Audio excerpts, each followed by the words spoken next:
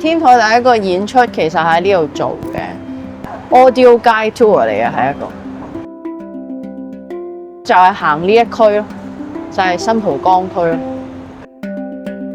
嗰陣時係好似係我好想做嘅，因為我喺 MA 嗰度亦都有一份功課係做 audio guide walk 嘅。So we'll start with the site-specific first half of the show, where we will make an app. We'll do an audio-guided walk. Second half of the show, we're going to do physical theatre with projection and with live music. 做 site-specific 好攰啊！你要行好多次，你先至可以得到個 outcome。同埋喺個 site 度咧，其實好多嘢 distract 你嘅。咁你點樣可以guide你嘅觀眾去望緊你需要佢望嘅嘢？有啲時候亦都俾緊一啲選擇佢啦，即係個 sense of choice 或者個 sense of freedom 點樣去 provide 俾佢。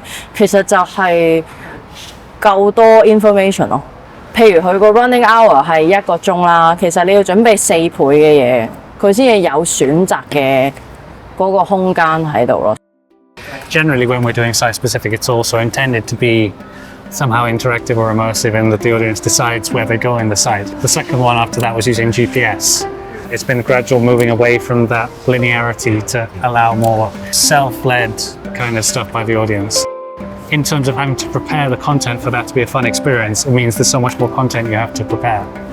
I think we've been doing site-specific a lot before this, even like when we were doing our MA together, and we've done some in Europe as well, in Sicily. 嗰陣時揀去英國係因為英國嘅 MA 係讀1年嘅啫嘛，係想出國去睇下嘅，最終就揀咗喺倫敦，因為講真你睇 show 都易啲啦，咁然之後其次就係睇 convener 㗎啦，咁啱遇着 Anna 係一個。佢好多 connection， 同埋佢會攞到資源俾你去 create。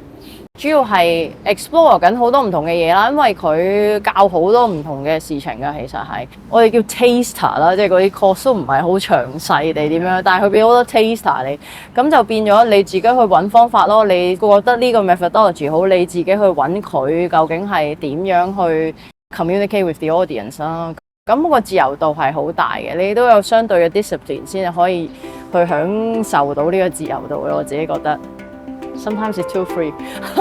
Before I was in London, I was in Poland, and I was in a village making work, and it was kind of isolated. And that's one of the reasons I wanted to go back to London and try making work, but have an MA and have a cohort around me to make work with, to get external input. When I first came to Hong Kong, there was less interesting work that was accessible to me because I couldn't understand Cantonese.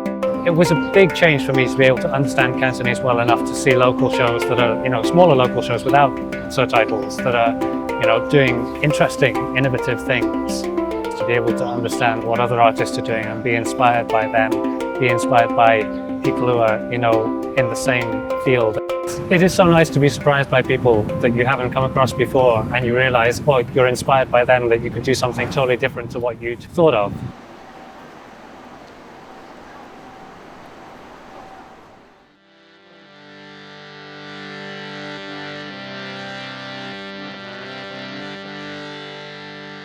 我哋好想啲嘢係好 mobile 嘅，所以你見到大部分嘅嘢咧都係 on wheels 㗎。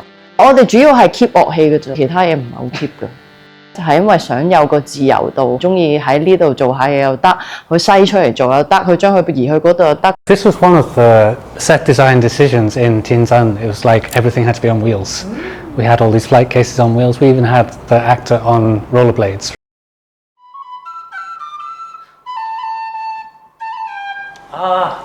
I wrote this and I can't remember how to play it. I was interested this time in combining Chinese and traditional European sounds. The reason we're doing this is having things like the Canton Opera at the same time as some hip-hop stuff. And I wanted to find instruments that are analogues to the different cultural backgrounds of these two different genres we're putting into this. But in the end, we didn't have enough mics to put it in the show.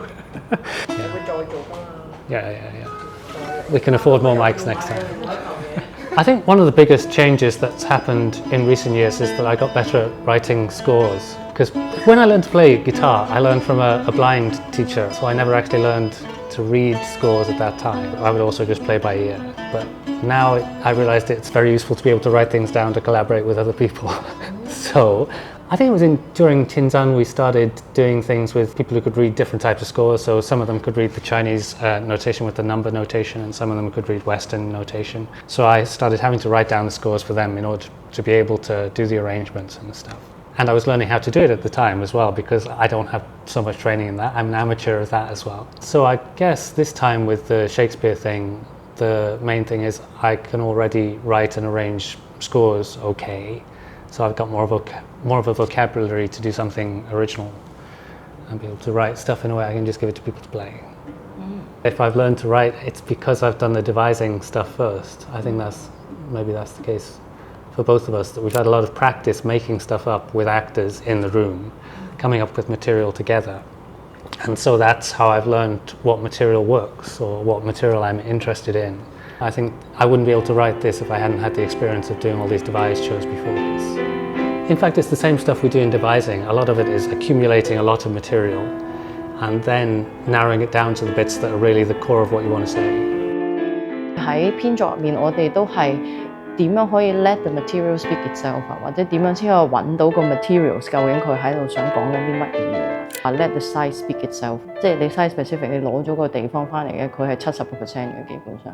你基本上都要將呢一個 idea 去 spread 去其他嘢度啊。你可以 let the object speak itself，let the material speak itself。我覺得表演藝術好多嘢都係通嘅，你點樣將 music 嘅嘢 apply 翻落去一個演出嘅 structuring 入面。講真，其實我哋每個 show 嘅 ending 都尋找得好辛苦㗎，即係點樣完啊？呢個角色想講咩啊？或者係個 finale 點解要喺呢一個啊？